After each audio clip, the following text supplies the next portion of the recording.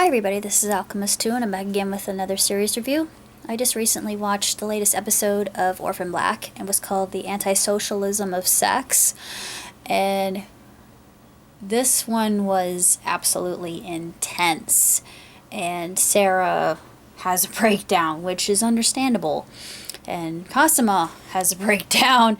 And Allison and Donnie get arrested. And I thought, it caught up to them at long last, because we all know that they had a front using soap from seasons 2 and 3. Well, actually, yeah, 2 and 3.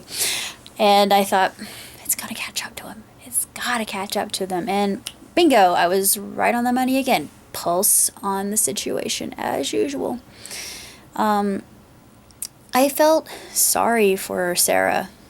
And I also thought it was interesting that Mika made an appearance at the very end to Kendra. I thought, what's her angle here? Because Kendra already knows, or Kira. I'm going to get the name right, because Kendall was the one that was killed, and she was the cure.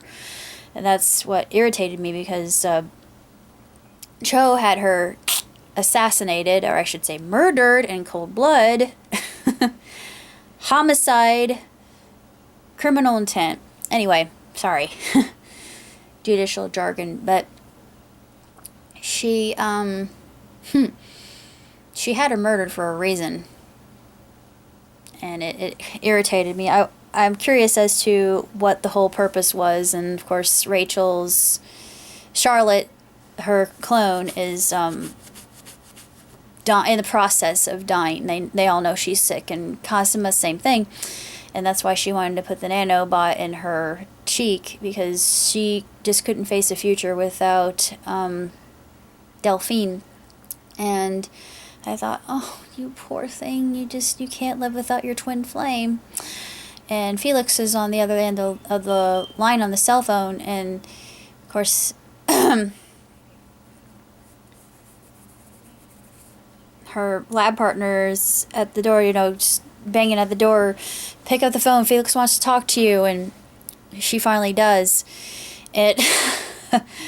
He tells her, Crystal saw Delphine get shot, but Delphine was alive when she was carried away.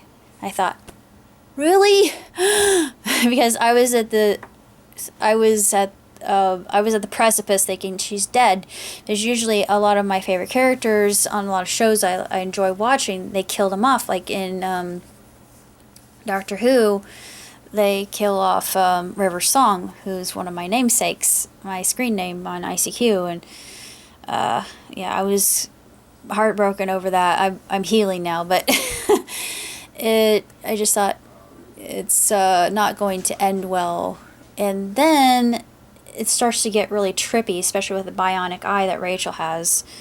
And she let her outside of her usual confines. I thought, this has to be some kind of experiment. She has to know what she's doing. This is preemptive. This is pre-plotted and pre-planned. And she's up to something. I don't know what it is. I don't like it.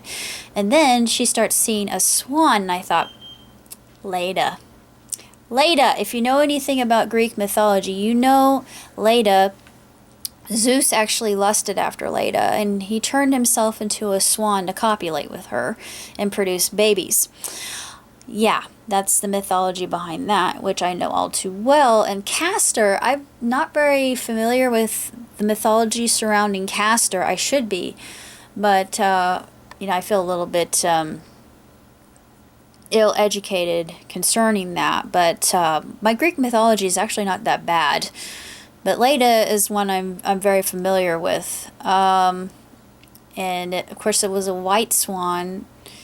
Black swans are it would have been interesting if they had a black swan. The only reason I say black swan is because black swans are considered anomalies and unusual, but white swans, it's a symbol of purity. And actually I was going to look up the symbolism of that, if I'm not mistaken. 2000 Dreams here, very quick. Okay, Right, if you're under the ocean... No, come on! Dream Dictionary. Okay, let's see if I can find it very, very, very fast. I'm trying. Sorry.